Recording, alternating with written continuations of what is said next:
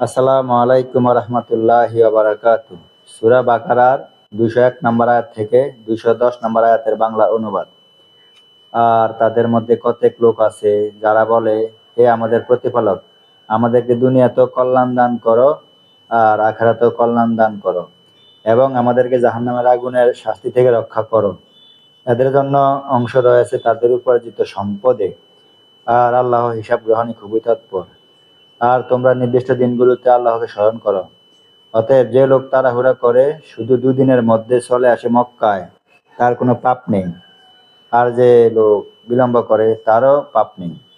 এটা তার জন্য যে ক্ষুধাবৃত্তি অবলম্বন করে। আর তোমরা আল্লাহকে ভয় করতে থাকো এবং নিশ্চিত জেনে রেখো, তোমাদের সবাইকে তার নিকট সমবেত করা হবে। আর এমন কতক লোক রয়েছে যাদের পার্থিব জীবনের কথাবার্তা তোমাকে বিস্মিত করে, আর তাদের অন্তরে যা কিছু আছে সেই বিষয়ে আল্লাহকে সাক্ষী রাখে। প্রকৃতপক্ষে সে ভীষণ ঝগড়াটে। আর যখন সে শাসন ক্ষমতা লাভ করে, তখন চেষ্টা করে পৃথিবীতে বিশৃঙ্খলা সৃষ্টি করতে এবং শস্যক্ষেত ও প্রাণ নাশ করতে। কিন্তু আল্লাহ বিশৃঙ্খলা পছন্দ করেন না। আর যখন তাকে বলা হয় আল্লাহকে ভয় করো, তখন তার আত্মাভিমান তাকে পাপাচারে লিপ্ত করে। সুতরাং তার জন্য দুজকই যথেষ্ট, আর তা কতই না নিকৃষ্টতর ঠিকানা। আর মানুষের মধ্যে কতক লোক এমন রয়েছে যারা আল্লাহর সন্তুষ্টি লাভের জন্য নিজেদের জীবনকে উৎসর্গ করে, আর আল্লাহ তার বান্দাদের প্রতি অতীব দয়ালু।